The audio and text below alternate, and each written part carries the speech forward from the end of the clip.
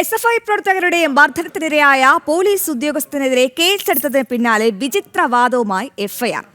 പോലീസുകാരനും സഹോദരിയും ആയുധം ഉപയോഗിച്ച് ആക്രമിച്ചെന്ന് എഫ്ഐആറിൽ പറയുന്നു.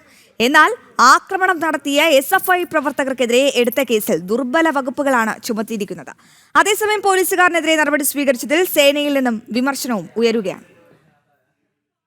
കഴിഞ്ഞ ദിവസം തിരുവനന്തപുരത്ത് ഷോപ്പിംഗ് മാളിൽ വെച്ച് SFI പ്രവർത്തകരുടെ മർദ്ദനത്തിനിരയായ പോലീസ് ഉദ്യോഗസ്ഥനെതിരെ കേസെടുത്തതിന് പിന്നാലെ വഞ്ചിയൂർ പോലീസ് രജിസ്റ്റർ ചെയ്ത എഫ്ഐആറിൽ വിചിത്രവാദങ്ങൾ. പോലീസുകാരനും സഹോദരിയും ആയുധം ഉപയോഗിച്ച് മർദ്ദിച്ചെന്നാണ് എഫ്ഐആറിൽ പറയുന്നത്. ഇടിവള കൊണ്ട് നെഞ്ചിലും മുതുകിലും ഇടിച്ചുവെന്നും എഫ്ഐആറിൽ പറയുന്നുണ്ട്. അതേസമയം മർദ്ദനത്തിനിരയായ പോലീസുകാരൻ മിഥുൻ നൽകിയ പരാതിയിൽ SFI പ്രവർത്തകർക്കെതിരെ ദുർബല വകുപ്പുകൾ ചുമത്തിയുള്ള കേസാണ് രജിസ്റ്റർ ചെയ്തത്. മിഥുനെ SFI പ്രവർത്തകർ മർദ്ദിക്കുന്നതിന്റെ ദൃശ്യങ്ങൾ തെളിവായുള്ളപ്പോഴും പ്രവർത്തകരെ സംരക്ഷിക്കുന്ന നിലപാടാണ് പോലീസ് ഉദ്യോഗസ്ഥർ സ്വീകരിക്കുന്നത്.